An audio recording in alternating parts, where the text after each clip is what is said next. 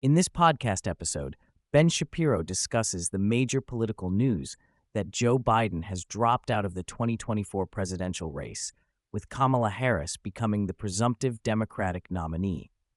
Shapiro notes that Biden's absence and lack of public appearances since the announcement are concerning, given that he is still the sitting president. He speculates on Biden's whereabouts and mental state, suggesting that the president may be incapacitated or unaware of his own decision to drop out. Shapiro details how Harris quickly consolidated support within the Democratic Party, with a majority of delegates pledging to back her within 48 hours of Biden's withdrawal. He suggests this rapid consolidation indicates the move was pre-planned. He notes that Nancy Pelosi's endorsement was particularly significant, as he considers Pelosi and Barack Obama to be the true leaders of the Democratic Party.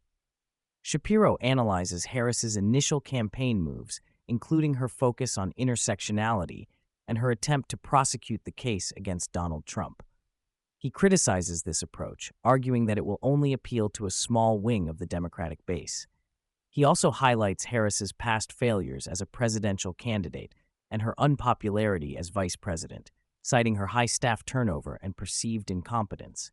Shapiro discusses how the media is attempting to rebrand Harris, portraying her as relatable and historic. He criticizes this effort, arguing that Harris is already well-known and unpopular. He also notes the media's attempts to frame criticism of Harris as sexism and racism, which he dismisses as disingenuous given that her race and gender were key factors in her selection as vice president. Shapiro delves into Harris's political history, emphasizing her far-left voting record as a senator and her radical positions during the 2020 Democratic primaries.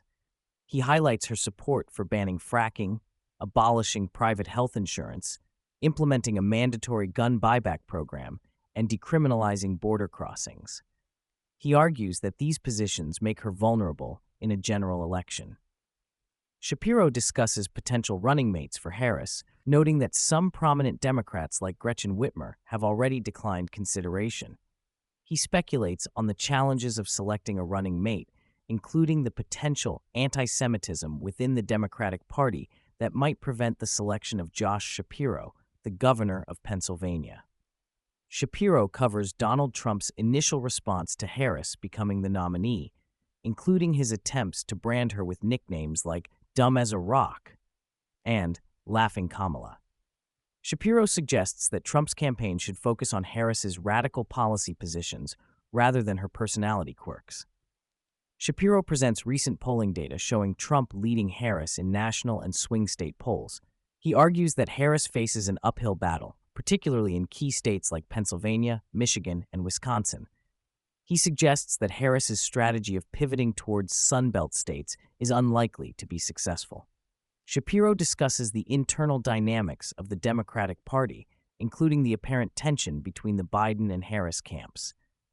He suggests that leaks and undermining efforts from Biden loyalists could create challenges for Harris's campaign. Shapiro criticizes Harris's performance as vice president, particularly her handling of the border crisis. He argues that her failure in this role will be a significant liability in the general election. He criticizes what he perceives as biased media coverage favoring Harris.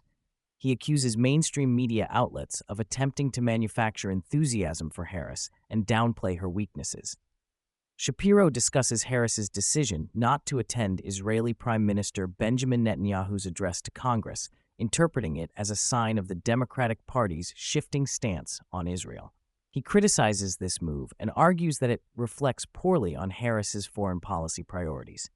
Shapiro covers Trump's recent campaign appearances, including his suggestion that God protected him from an assassination attempt.